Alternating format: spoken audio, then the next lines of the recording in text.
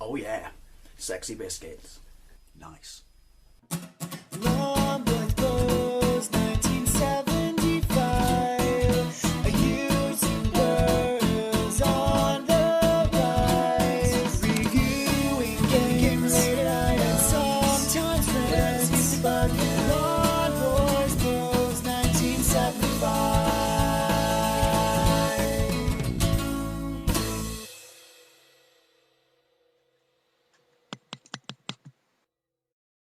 Hey YouTube, Lawn Boys Post 1975. Welcome to another unboxing. This is a video that's been a very, very, very long time in the making. This table is filthy. Isn't that right, Buble? My doggy has joined us for a momentous occasion. Yes, I've done it again. I've just had breakfast. I had corn burgers. I'm not vegetarian. I just thought I'd try them. They're all right. They wouldn't persuade me off meat, but that's irrelevant. It has nothing to do with this. You've seen the title. Why am I so fucking jazz hands? You've seen the title. Amiga A500. I believe it's a plus. It's huge.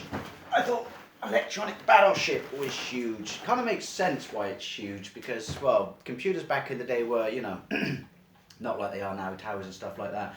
They're all about, you know, just being inside the keyboard, which is how I, you know, love them and wouldn't have, you know, changed that for the world.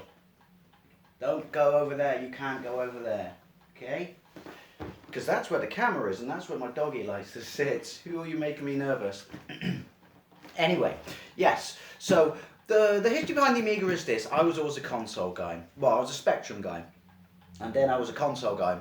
And I guess for some reason my twin brother didn't want to go the same route. It's kind of like school. The really, really well-off kids got Amigas. I didn't know anyone at school had an Atari ST apart from my twin brother. I'm waffling and getting ahead of myself. Anyway, yeah, I was a Mega Drive guy. If you watch my channel going back telling you stories, you used to argue. I mean, you used to. It was the law, wasn't it, at school? You'd have playground wars. And I have a particularly famous one I've told many times, which was I had a Japanese Mega Drive before everyone else. I think I was the only person in the school to have a Mega Drive at that point. But people all read Mean Machines and CBG and knew about it. And I don't know, they were just like, anything they could do, no, I've got something better than you, I've got something better than you. No, you haven't. I have the pinnacle of graphics in gaming. You know, who wants to fucking touch me? And one kid's mate, he was couldn't stand the fact that I had a Mega Drive. I remember we came back after Christmas, and this must have been 1990. And he came running straight into the room. It wasn't him who got this for Christmas, it was his friend. He came running straight into the room and said to me, Matt's got an Amiga. What do you think about that? And I think I said, so Matt's got an Amiga, not you, but Matt has. So you're bragging about your friend's Amiga, which I still don't think looks. And this isn't enticing wars now. This is just me back then. You know, but I said, but I still think my shit looks better. Oh, Strider? Anyone? Strider. That's what I said back then. Anyway, so my brother, that went on for years, but obviously the Mega Drive warped it in my school because obviously it was cheaper. But what are you doing? My brother, he went the route of, he bought a second-hand Atari ST because he didn't want to go the route what I did, which is kind of cool for both of us because he got to play on Mega Drive. I got access to the 16-bit computer market because even though I was firmly into consoles at this point, you know, obviously I had a Game Boy Lynx Master System Mega Drive. It's pre my Super Famicom at this point. But it was, you know, there was no denying that I was, you know, born and bred a UK computer guy. So, anyway, yeah, so we got Atari ST, and I love it. I really do have a soft spot for the Atari ST. Maybe even a little bit more than the Amiga. I understand it's the inferior machine, superior machine in some aspects, sound not being one of them. That would be where this shines.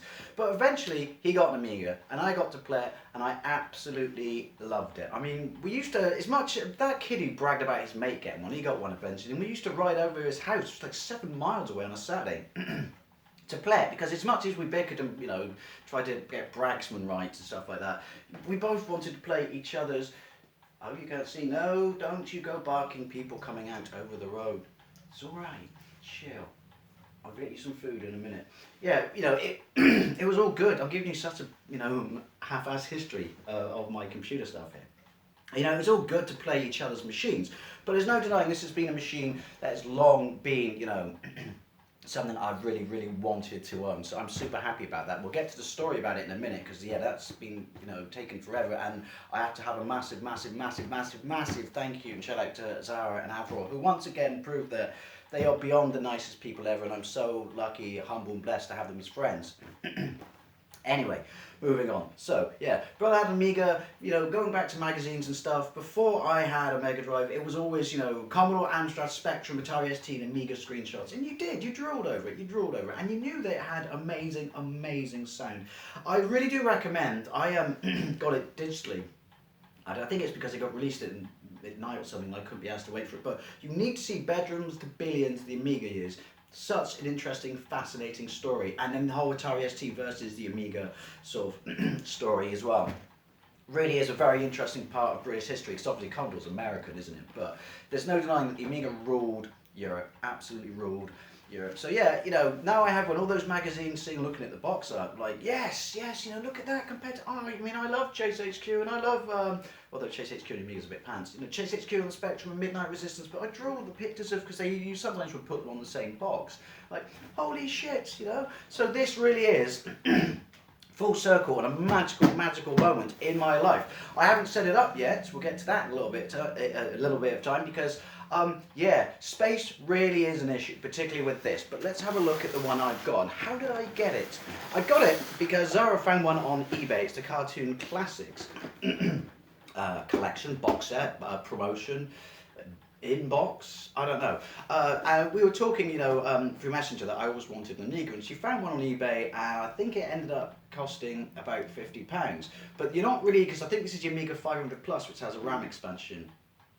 Something about the board, you're not really supposed to ship them or anything like that, you know, so I was going to go and pick it up, and then the weekend I had booked off for that time at work, I'm not going to go into anyone on Facebook knows this, or my good friends know this, I'm not going to go into too much detail about it, but I had god-awful stomach problems, so I just went to bed for like a day and a half solidly, and I got a phone call that I missed from her, and it turned out that she drove all the way up to my house.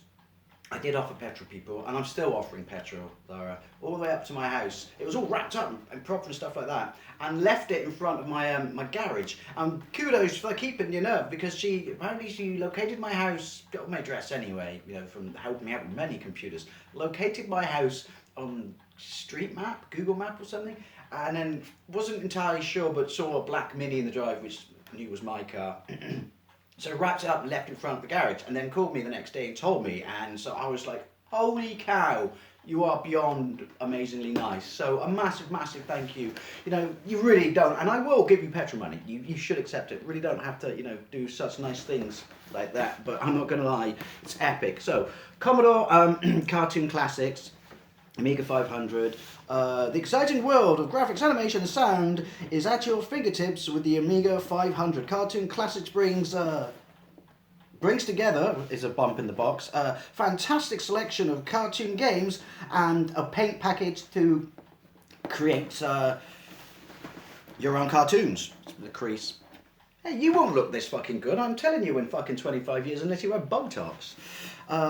Complete with 1 megabyte of RAM, because yeah, wasn't it 500 before that? 500k, I don't know. And a TV modulator. European Computer of the Year 1991. Yeah, I cannot stress to those of you outside the United Kingdom, you know, particularly North America, what a big friggin' deal this computer was. It was. Anyway, so let's get to the side of the box. The exciting world of graphics animation. Yeah, pretty much what it says on the front. With, you know, see, this kicked the PC's ass for years. You know, unbelievable, really. When you think about what the PC is now, same on that side. You're gonna have to step down. It really is a beast. A friggin' beast. So, Cartoon Classics, The Simpsons, Bart vs. Space Mutants. For years I thought this was the only 16-bit version, but there's a Mega Drive version. But yeah, I'm really actually quite excited to play this. Lemmings, I mean, if you don't like Lemmings, you're dead inside. Captain Planet and Deluxe Paint 3, because the Amiga was known for its, you know, GUI interface and, you know, exceptional graphic capabilities. So that is epic. That's really, really, really epic.